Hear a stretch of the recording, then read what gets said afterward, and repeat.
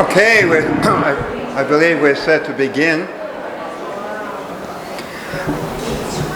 Welcome. My name is Father Tim Goldrick. I'm the pastor at St. Patrick's in Falmouth. This is the last of the three-part series this year, Summer Catholic Lectures. And as you know, this presentation is about the Catholic imagination in Hollywood's film directors. And the speaker is Father Ken Gumbert. Father Gumbert is a Dominican. He entered the Dominicans in California in 1978. He's affiliated with that western province. He has taught in the West, and he has also and is a professor at Providence College, where he teaches in the film department there. I think I'll describe him, our first encounter. Then you can get what he's like. Uh-oh. I've known him for years. The first time I met him, as I say, was years ago, and it was at the priest orphans party. You know the priest orphans party? No. Well, it's the social event of the year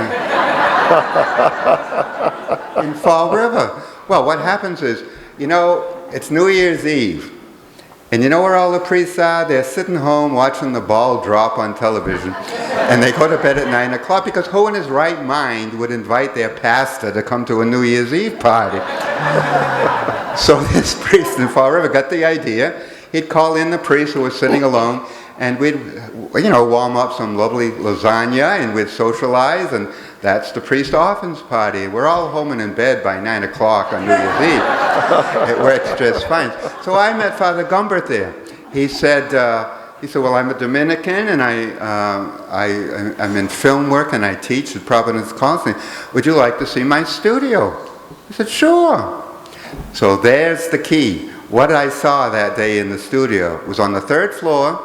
Walk in, there are paintings everywhere. There are carvings, there are photographs, there's photography equipment, film equipment, a real active studio.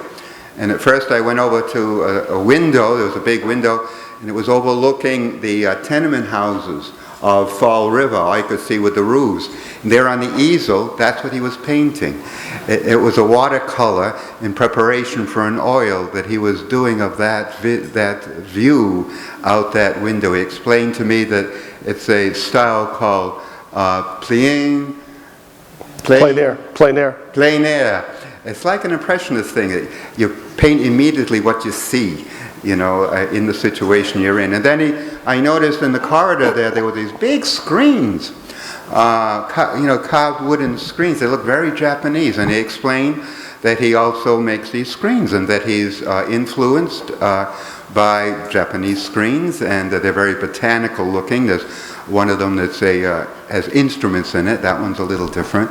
And then all the photography equipment. So that's what he does.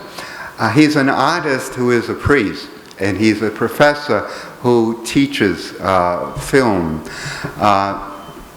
To be an artist, you have to have different vision than other people. That's what makes them different than the rest of us.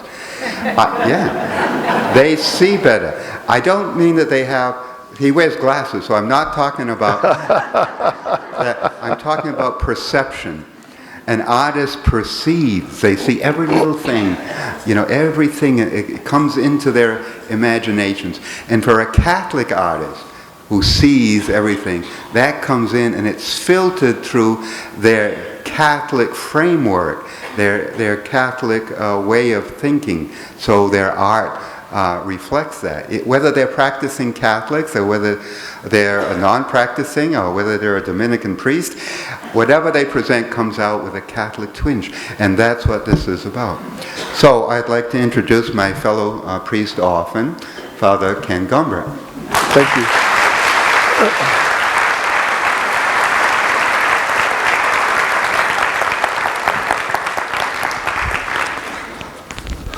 Thank you very much. It's a real pleasure and a privilege to be back here I used to help out in this parish back in the day, I forget when, back in the 90s, right? The early 90s, helped out with the children. Once there was a young family, professionals, two professionals, and they had their first child. And they just doted on this child, and this beautiful baby would not speak, would never say a word. And this, of course, made this young professional couple very nervous. And so both of them kind of pared back their activities, and actually the mother she stopped doing her duties to devote her life to this beautiful child that would not speak. And this went on for years, for 7 years. And so this mother and this father, they would dote on this baby and prepare all kinds of wonderful things for it, just so it would be comfortable and have what it would need. And they had all kinds of tests done to make sure that this baby was okay, and they could never figure out what was wrong with this beautiful baby. And after years of this, the mother had to go back to work. And schedule was tight. And there was a morning where, rather than making the elaborate breakfast and putting together all this wonderful detail for this beautiful child, she just put together some toast and some oatmeal on the table. And this child said, "What's this?" And the mother was like flabbergasted. She just couldn't believe it. And she ran to her husband and said, "Darling, our wonderful child has spoken. You've got to hear this." And so the father comes in, and they're just flabbergasted. Their child has finally spoken after years and years of silence. And so the mother finally asks, "Why haven't you spoken in all these years?" And the child said, "Well, everything's been satisfactory up till now."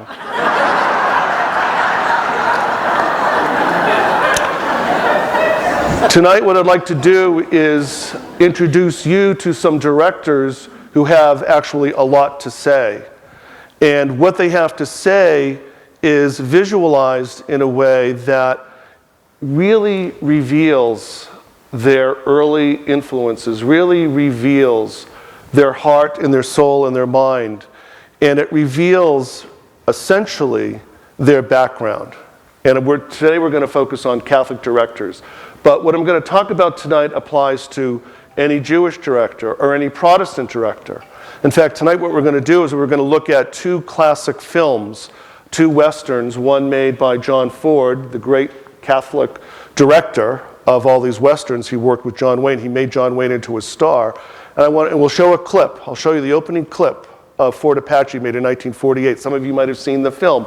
We're going to compare that with a clip from Howard Hawks, another great contemporary of Ford's. They worked in the studio system. Howard Hawks came from a Presbyterian background, and his family lived in LA, and he went to college. He had a very, very different background from John Ford.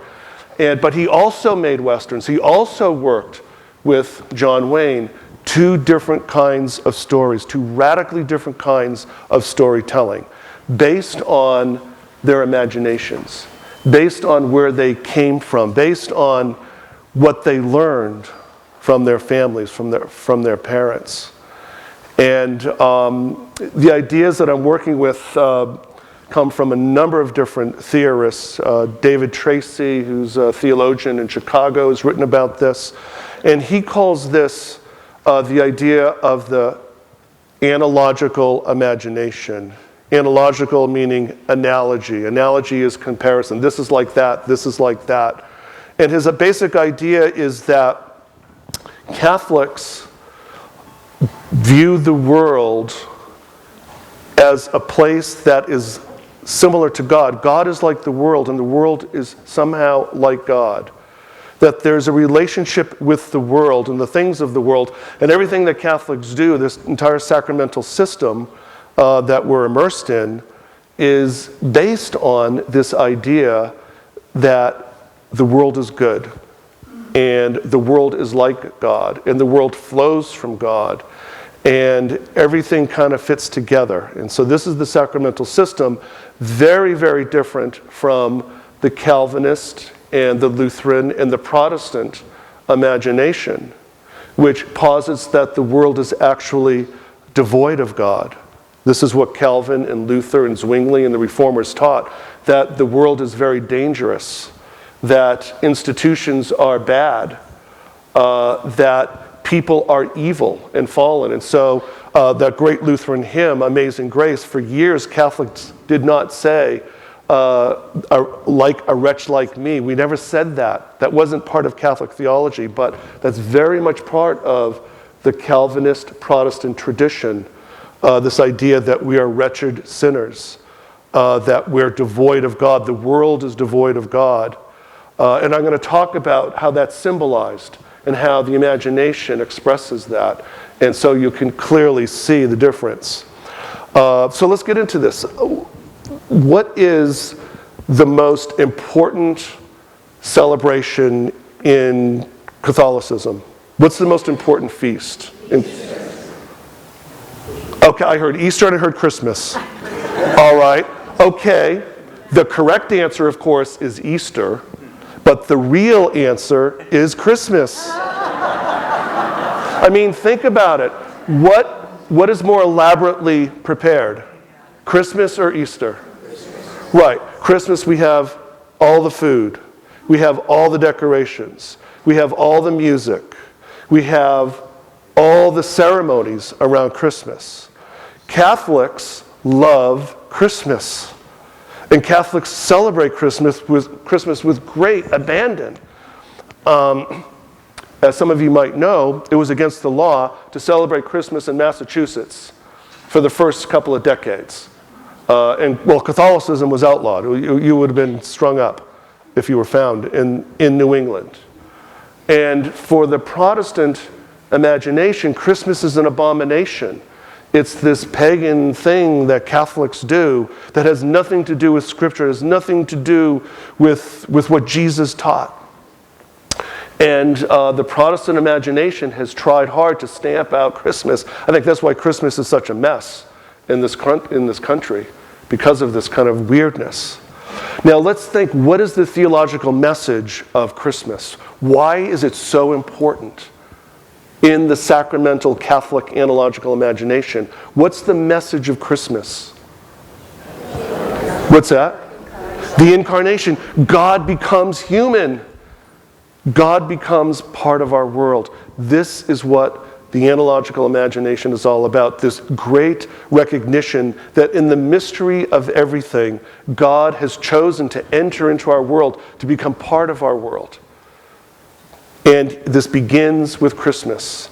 And so Christmas really is, for the sacramental Catholics and Orthodox and others, and I don't want to imply that Protestants don't recognize the importance of Christmas. And in fact, the term Catholic and Protestant, really, they're not good terms these days.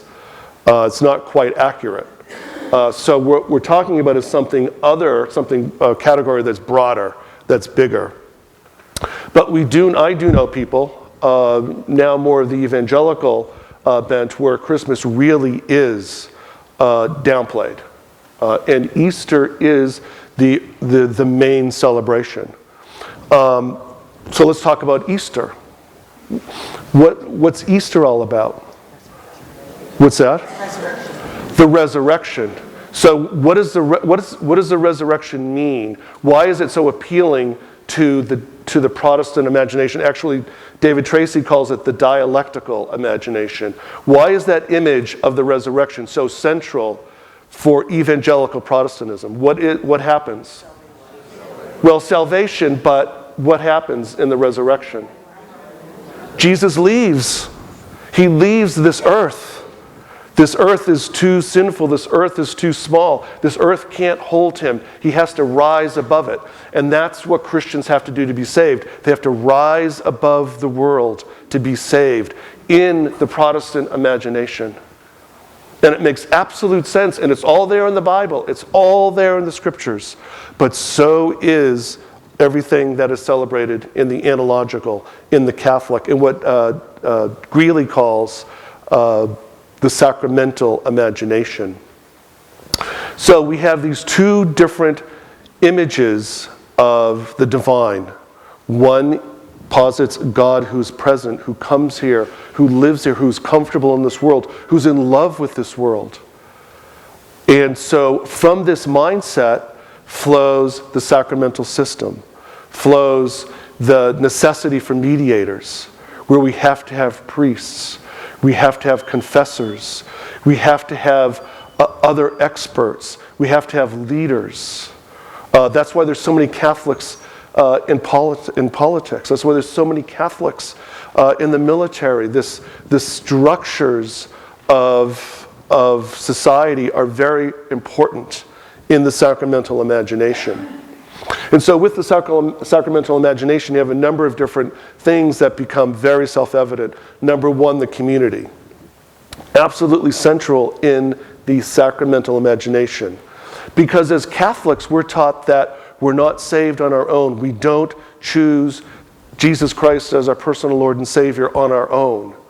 But we're introduced to the church by our parents, who try their best to learn the prayers and to learn respect and to come to Mass and to be part of the group, to be part of the community. And so salvation in the sacramental mode is about becoming part of the community. And so we celebrate this in confirmation, where the young person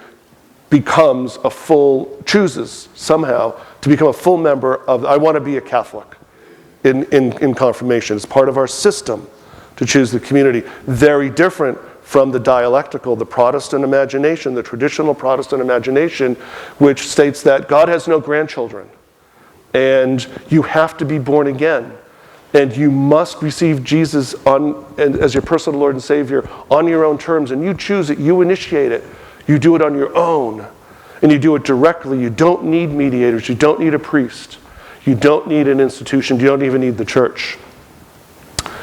So very, very different approach. Also in the sacramental imagination, I mentioned mediators. Mediators are very, very important. And then in the dialectical or the Protestant imagination, go directly. Learn how to do it yourself. And so a lot has been written about capitalism and how capitalism probably is the creation of Protestantism. This desire for personal wealth, this ability to let go of the shackles, all the restraints, and just go for it. Liberal capitalism, creating riches for yourself and for your family. Other differences, the arts. Catholicism produces incredible art. When you think of, many of you have been to Rome. You think of any museum and all the beautiful art that's been produced in the Western civilization is flowing from the analogical Catholic imagination. In fact, when Luther and Zwingli went into Rome to meet with the Pope as they're battling out things, the Pope, and I forget who it was, we have a theologian here, made artists go around and cover up all the statues, all the nude statues, because all these nude people and everything hanging out. And that will really offend the Protestants. You know, it doesn't offend the Catholics. It's part of the beauty of life. The body is beautiful. And the eroticism that we find in so much art, in Catholic art, it's just accepted as part of the human mix.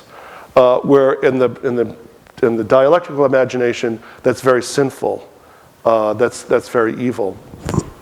There are many symbols that illustrate this. Think of the crucifix. Catholics have the crucifix.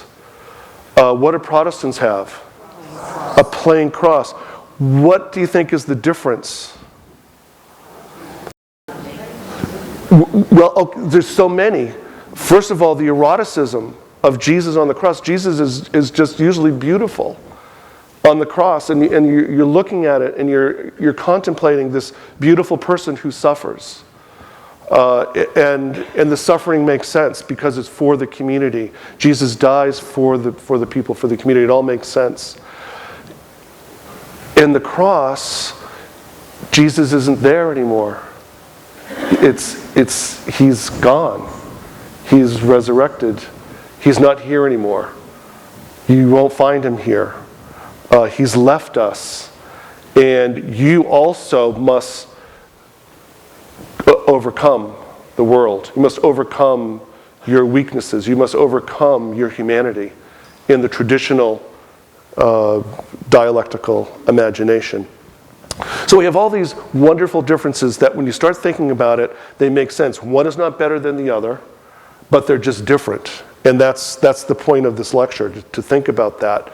And we can also apply this to the Jewish imagination.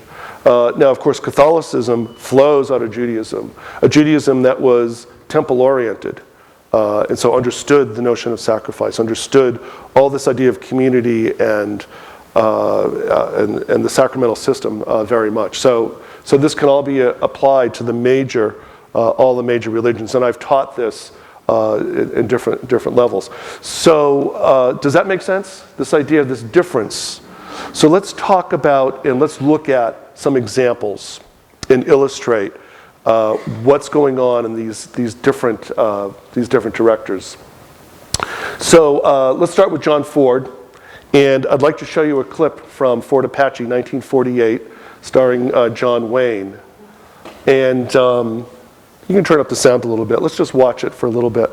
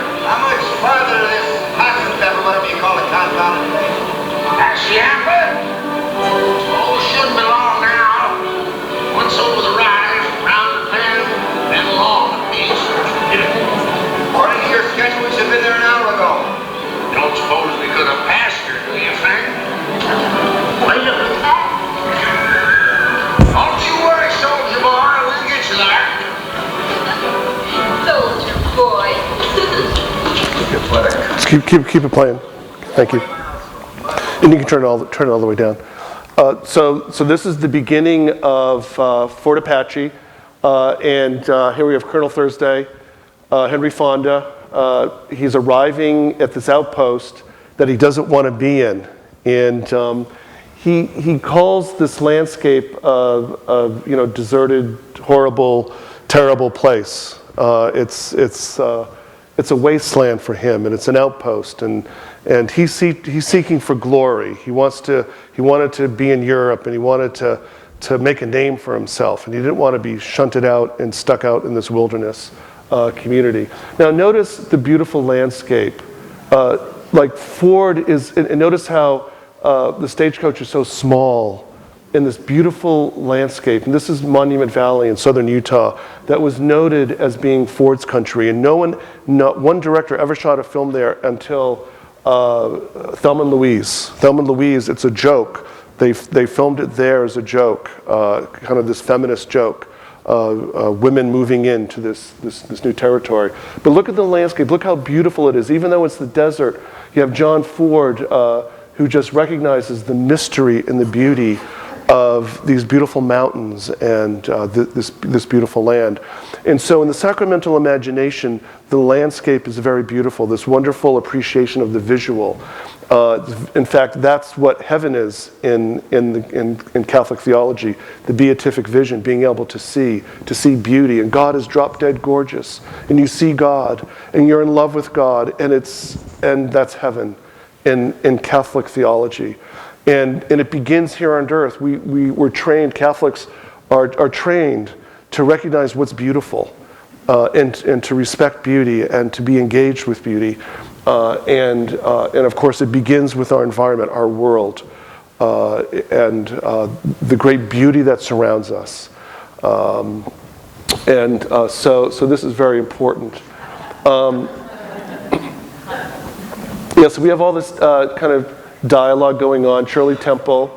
Now, Colonel Thursday, he is very, very much part of the elite Protestant military West Point class.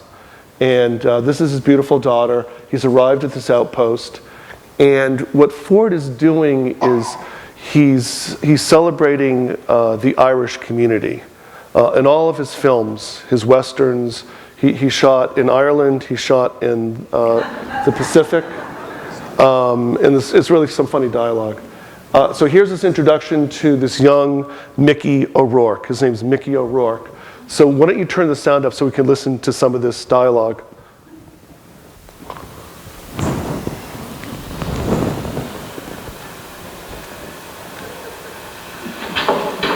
Oh, I'm sorry, ma'am. I thought it was wrong. I beg your pardon.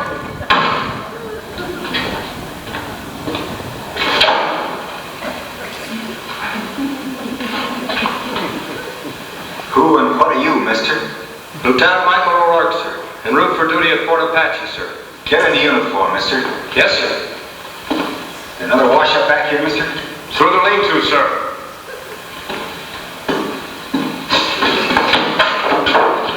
Shoulder.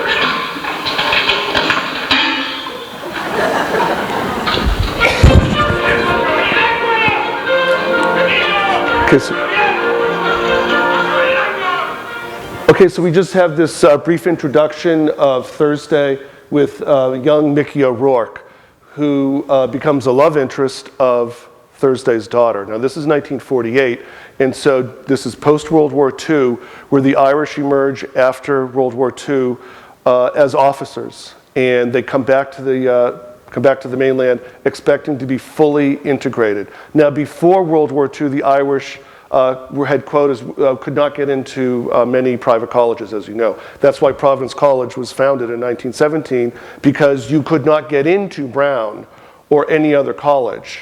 So Catholics in New England had to create their own colleges. The same with Jews. Many, many Jews could not get into these colleges, but they could get into the Catholic colleges. And so there's a great respect in Rhode Island with the professional class who are all educated at Providence College. So this film is about, so what we have here is, here's Mickey, they've known him forever, and this is this band of Irish, they're just privates, you know, but they're part of this community. They're part of his family. And so this film is celebrating the great strength that comes from community. You can't do things on your own. You need to be part of this complex network. And you need, once again, you need mediators to help. You need people who have different positions to root for you and to help you to get where you need to be. And we know that that's true in society. We know that you need to know people and you need to be connected, and you need to make relationships. This is how the world operates. And the world is a good place, which is reaffirmed over and over again. So now Thursday comes out, and he's expecting that they're coming for him. They're not. They don't even know he's arriving. And he's all bent out of shape. But the main conflict that happens throughout this film is Thursday can't believe that this little Mickey O'Rourke, this Mick, first of all went to West Point, graduated from West Point, that he's an officer. He just can't imagine a world where an Irish kid is equal to him, and then his daughter falls in love with Mickey, which makes it very, very, very difficult in 1948. As some of you might remember, I mean, the world was so different, where there were all these boundaries, social and racial, that we don't have today. So this film is very much imbued with this sacramental vision of the world that recognizes the importance of community, the beauty of the landscape, mediators to help you. We have the heavyset woman with the hat, this mother figure. So with John Ford, he always celebrates the importance of the mother, of course referencing the Blessed Virgin Mary. Very, very important in the sacramental imagination. In fact, Catholics are taught to be like Mary, which is very, very strange, to have a woman as the main model of behavior for men and for women. Men and boys and girls are taught to be like Mary. And this is a very Catholic thing. And it's very, very odd to think about it. We live in a feminist world that has very much rejected Catholicism because of its stance against abortion and other topics. But on many, many levels, Catholicism is very feminist, and it's very ascribes much power and authority to the woman, though albeit within the domestic sphere, within the home. So here we have the fort, and of course dancing, which is always community, always a celebration of the community. And in these dances, there's always a lot of drinking, which is part of the Irish culture in this time and in this movie. And drinking has a purpose. What's the purpose of drinking? So that people can laugh and have a good time together, and let their hair down. And so all these things are celebrated in John Ford's films, and they're fascinating study. I mean, his films are great. To me, he's one of the greatest of all the filmmakers, and influenced many, many filmmakers even today. He studied. Okay, let's take a look at shift gears. We'll compare this with Red River, with Howard Hawks. Red River is a film that was made the same year, 1948. And so it's a great comparison, black and white. And we have John Wayne as the star. So we haven't seen John Wayne yet. John Wayne comes in. Was he introduced? No, not yet. Which is another interesting thing about John Ford. And all of John Wayne was the star, but he was always part of an ensemble. And he was always part of the group, which is very, very interesting, that he wasn't the star. He was part of this group, and he does stand out. He has the most lines, and he has the most screen time. John Wayne is up there to sell the film, which is part of the star system. But within John Ford's films, he works within this idea of the community, which is, again, very, very interesting and very different from how Howard Hawks will treat the great star, the great John Wayne. Howard Hawks comes from this Presbyterian tradition, went to college, was very successful in Hollywood, worked in many, many different genres, and is considered to be one of the all-time Hollywood greats. He worked with John Wayne on a number of different projects, and in this film, We have John Wayne, who is part of this train. Well, first of all, I want you to look for how the landscape is treated. And then we'll show the whole first clip, and we'll compare it with Fort Apache. But just to set it up, John Wayne is let's let it run. Why don't you turn up the sound, Judy? A little bit, thanks.